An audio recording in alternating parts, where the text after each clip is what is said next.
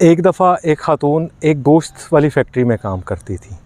तो आगे जैसे ईद की छुट्टियां यहाँ पे भी आ रही हैं तो वहाँ पे भी ईद की छुट्टियां आ रही, तो वो इंस्पेक्शन करते करते मुख्तलिफ़ डिपार्टमेंट से होते होते वो अपने कोल्ड स्टोर के अंदर गई, जहाँ पे गोश्त को फ्रीज़ किया जाता है या स्टोर किया जाता है। तो वो जब वहाँ पे गई, काम करते करते उनको एहसास भी नहीं हुआ कि कोल्ड स्टोर का जो दरवाज़ा था वो बाहर से लॉक हो गया है।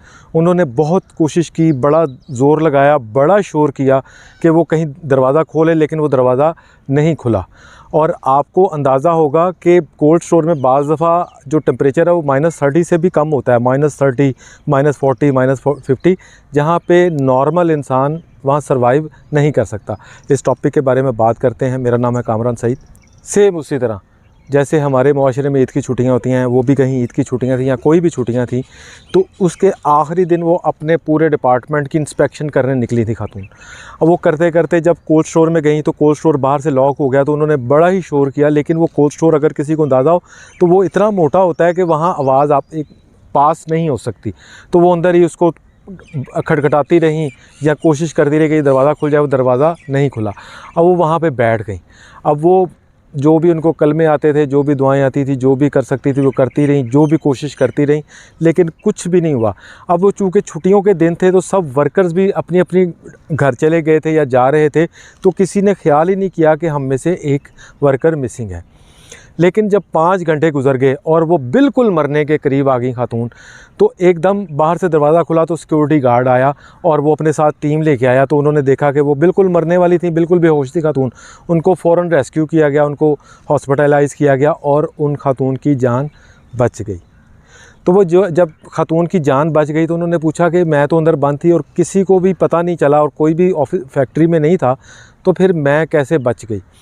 तो उसको बताया गया कि वो जो सिक्योरिटी गार्ड थे उन्होंने आके दरवाज़ा खोला तो आप अंदर थी। तो वो सिक्योरिटी गार्ड को बुलवाया गया कि आपको कैसे पता था कि ये खातून इस स्टोर के अंदर है। अब ये बात सुनने वाली है, गौर करने वाली है, और अगर ये बात कहीं आपने हमने अपने अमल में ले आए तो इसका कितना इनाम है। नबी पाक सल्लल्लाहु अलैहि वसल्लम ने इसकी कितनी बिशारतें दी हैं और हमें इस्लाम में हुक्म है।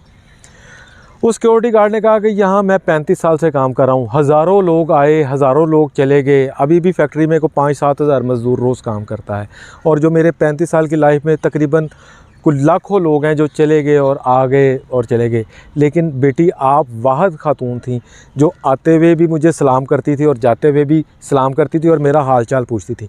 आज सुबह जब, अब चूँकि ये मेरी पूरी एक प्रैक्टिस बन गई हुई थी कि आप आती थी, सलाम करती थी और मेरा हालचाल पूछती थी, जाती थी, मुझे सलाम करती थी, मेरा हालचाल पूछती थी, वो मुझे ऐसा लगता था कि जैसे मैं अपनी दिल की बातें भी आपसे ही कहता हूँ।